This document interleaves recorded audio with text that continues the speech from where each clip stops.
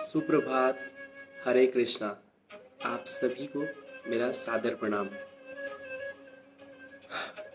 आज फिर से मैं आप लोगों के लिए उपस्थित हूँ श्रीमद् भगवत गीता का सार लेकर के।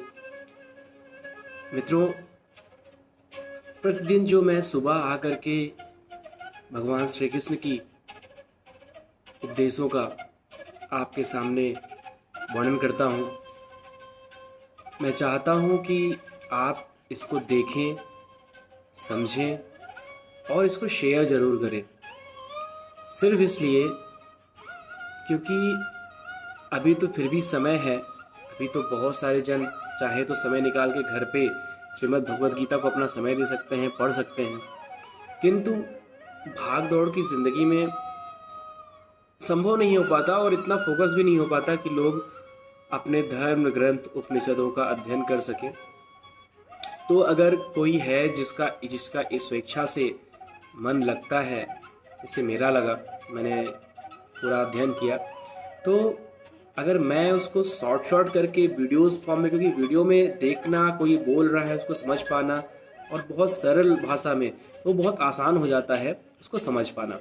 तो मेरा जो प्रयास है वो यही है कि जो चीज़ें मैं आपके समक्ष रख पा रहा हूँ उसको अगर आपको अच्छा लगता है, आपको समझ में आ रहा है, उसको कृपा करके उसको और भी अन्य जनों तक उसको ज़रूर पहुँचाने का प्रयास कीजिए, जिससे सभी लोग लाभान्वित हों। क्योंकि श्री कृष्ण का उपदेश जिसके भी जीवन में जाएगा उसके जीवन में बहुत बड़ा बदलाव, बहुत सकारात्मक चीज़ें होंगी।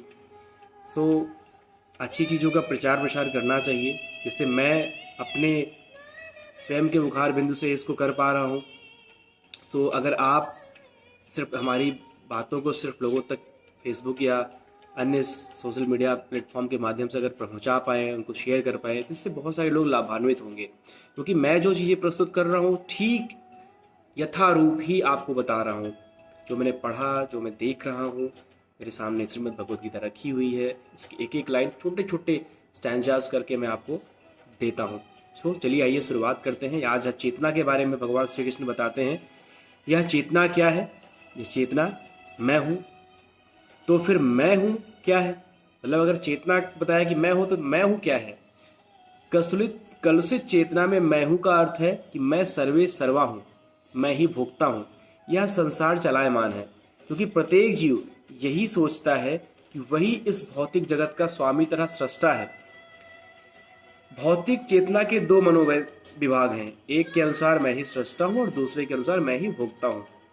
लेकिन वास्तव में परमेश्वर सृष्टा तथा भोक्ता दोनों हैं, और परमेश्वर का अंश होने के कारण जीव ना तो सृष्टा है और ना ही भोक्ता है, यह मात्र सहयोगी है। वह सृजित तथा भुक्त है। उदाहरण के लिए मशीन का कोई एक पुर्जा संपूर्ण मशीन के साथ सहयोग करता है। इसी प्रकार शरीर का कोई एक अंग पूरे शरीर के साथ सहयोग करता है। हाथ, पांव, आंखें आदि शरीर के अंग हैं, लेकिन ये वास्तविक भोक्ता नहीं है।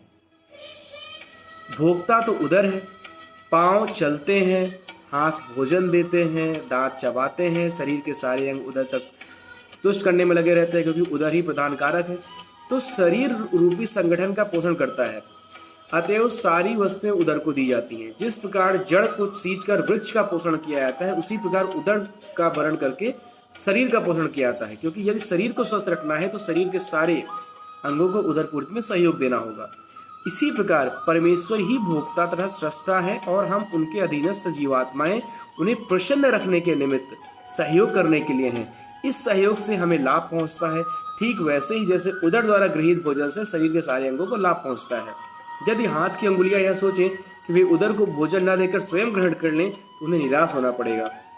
सृजन तथा भोग के केंद्र बिंदु परमेश्वर है और सारे जीव उनके सहयोगी हैं। सहयोग के द्वारा वे भोग करते हैं। यह संबंध स्वामी व दास जैसा है। यदि स्वामी पूर्णतया तुष्ट रहता है तो दास भी तुष्ट रहता है। इसी प्रकार परमेश्वर को तुष्ट रखना चाहिए कि यद्यपि जीवों में भी सृष्टा बनने तथा भौतिक जगत का भोग करने की प्रवृत्ति होती है, क्योंकि इस दृश्य जगत के सृष्टा परमेश्वर में ये प्रवृत्तियां हैं।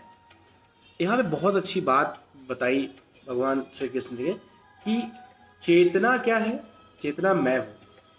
और अगर चेतना मैं हूँ तो मैं हूँ क्या है? मैं हूँ का मतलब होता है कि मैं ही सब कुछ हूँ, मैं ही सर्वे सर्वा हूँ, सृष्टा भी मैं हूँ, भोक्ता भी मैं हूँ।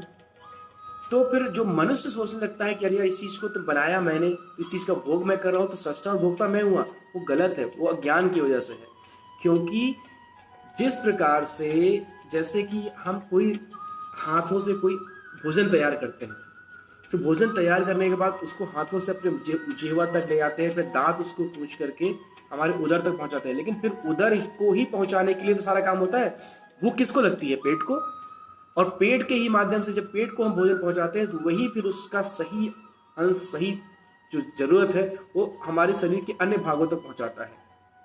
उसी प्रकार जैसे एक पेड़ वृक्ष की जड़ों को सही करके हम उसका बाकी का तना, उसकी पत्तियां, फिर उसमें फल फूल ये सब आते हैं, तो अगर जड़ों को ही ना सींचा जाए तो कुछ नहीं आएगा।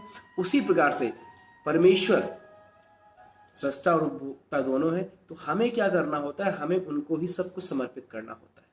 जब उनको सब कुछ समर्पित कर देते हैं, अपना हर कुछ, तो वो स्वयं से क्या होता है कि वो हमें हर चीज जो जिसके हिसाब से जो जरूरत होती है उसको वो खुद ही पहुंचाते हैं। लेकिन हम जहाँ ये सोच बैठते हैं कि नहीं सब कुछ हमारा ही है और सारा जो भी उपभोग की चीजें हैं उसके सृष्टा भी हम ही हैं और भोक्ता भी हम ही हैं, यही गलत होता है और यहीं पे इंसान गलत कर बैठता है। यही छोटी छोटी चीजें समझनी है। गीता यही जीवन का एक ऐसा अंश है जो बहुत अच्छे तरीके से हमें अपने जीवन के मूलभूत ज्ञान का प्रसार, ज्ञान का सार हमारे अंदर डालता है।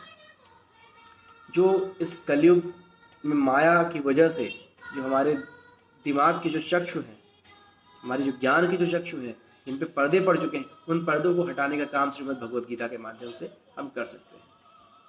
स्वयं श्री कृष्ण भगवान ने कहा है करिए, प्रयास कीजिए, पढ़ने का प्रयास कीजिए। नहीं पढ़ पा रहे हैं तो मैं छोटे छोटे स्टेप करके आपको चीज़ें समझा रहा हूँ, एक एक चीज़ें। जो एक इंसान अभिमान में चूर होता है कि नहीं तो मैं ही तो सब कुछ, सब मैं ही तो सर्वे सर्वा, सब कुछ तो मैं ही हूँ, ये अभिमान है, ये गलत है, ये समझना ज़रूरी है। और इस पर कोई विशेष बात नहीं है। आप भगवान को सब कुछ समर्पित कीजिए, भगवान स्वयं से आपको जरूरत के हिसाब से आपको हर चीज़ वापस करेंगे। भोजन कर रहे हैं, भगवान को पहले समर्पित कीजिए। जल ग्रहण कर रहे हैं, सबसे पहले ईश्वर को जल ग्रहण कीजिए, जल समर्पित कीजिए।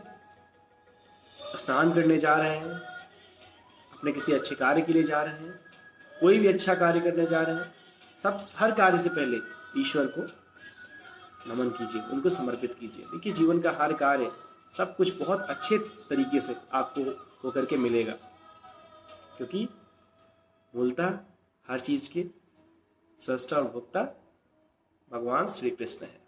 ओम नमो भगवते वासुदेवाय। आप सभी को आपका दिन, आज का दिन बहुत बहुत मंगलकारी हो, यही ईश्वर से, भगवान श्री कृष्ण से मेरी प्रार्थना है। हरे कृष्णा।